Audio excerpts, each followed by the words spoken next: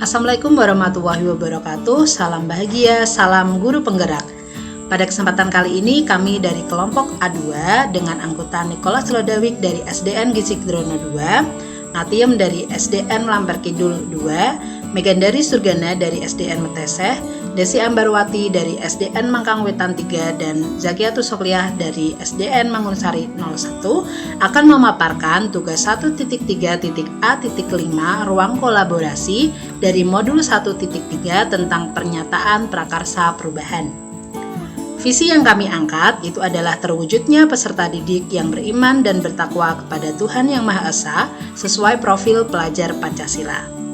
Nah, sesuai dengan visi yang kami sepakati tersebut, kami ingin menerapkan inquiry apresiatif dalam menguatkan karakter profil pelajar Pancasila melalui budaya sekolah dengan tahapan Bagja.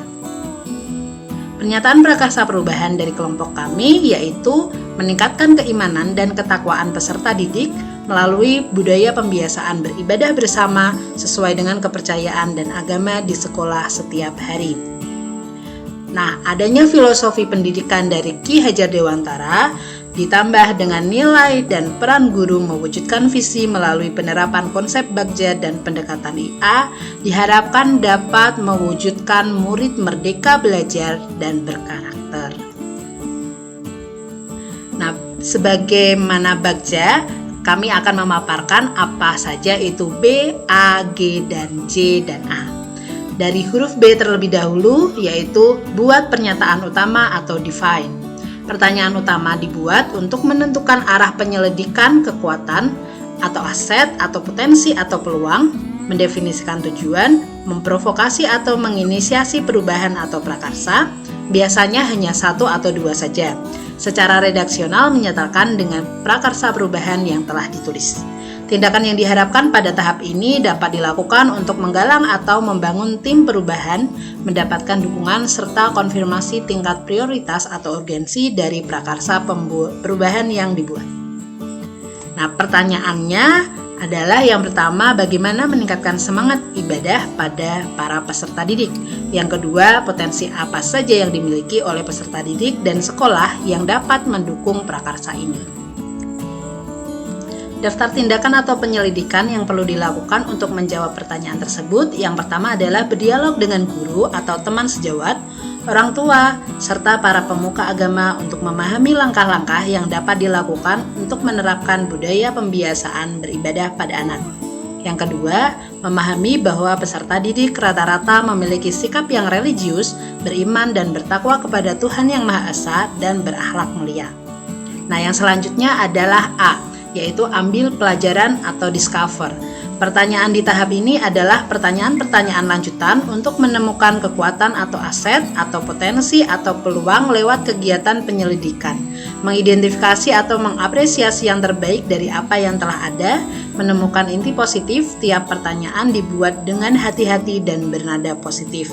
Tindakan yang diharapkan pada tahap ini adalah apa saja yang dapat dilakukan untuk menggali fakta, memperoleh data, apakah lewat diskusi kelompok besar atau kecil, survei atau kuesioner, bagaimana melibatkan beragam dan berbagai pihak atau multi unsur.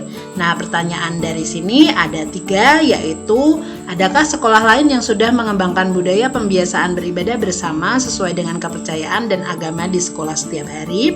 Yang kedua, bagaimana pendekatan yang dilakukan guru agar bisa meningkatkan semangat beribadah para peserta didik? Dan yang ketiga adalah daya dukung seperti apa yang harus dimiliki untuk bisa mengembangkan budaya ini di sekolah. Daftar tindakan atau penyelidikan yang perlu dilakukan untuk menjawab pertanyaan tersebut. Yang pertama, mencari informasi terkait sekolah yang sudah berhasil mengembangkan budaya pembiasaan beribadah bersama sesuai dengan kepercayaan dan agama sebagai referensi.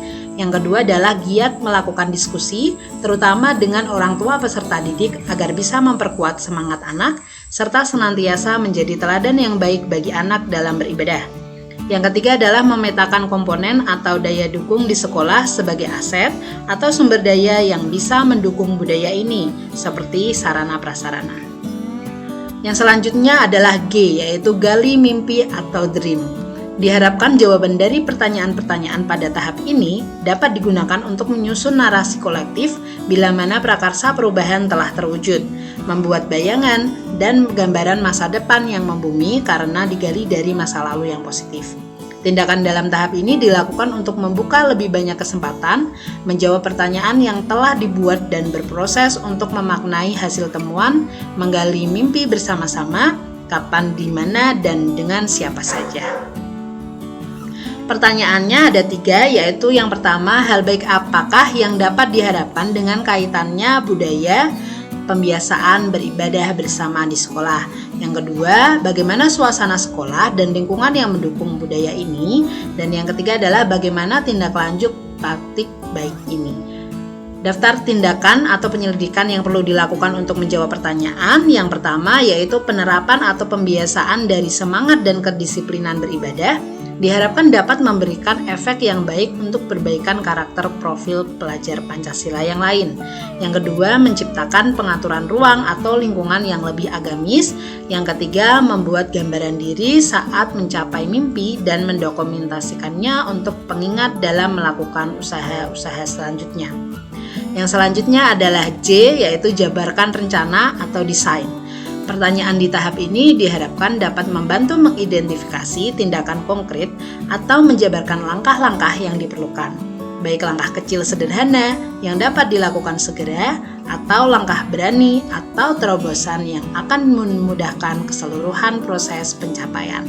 Nah, tindakan yang diharapkan pada tahap ini dilakukan untuk membantu terciptanya organisasi yang ideal dalam pencapaian mimpi, mempertahankan proses perubahan positif, menetapkan kriteria kesuksesan pencapaian tahap demi tahap.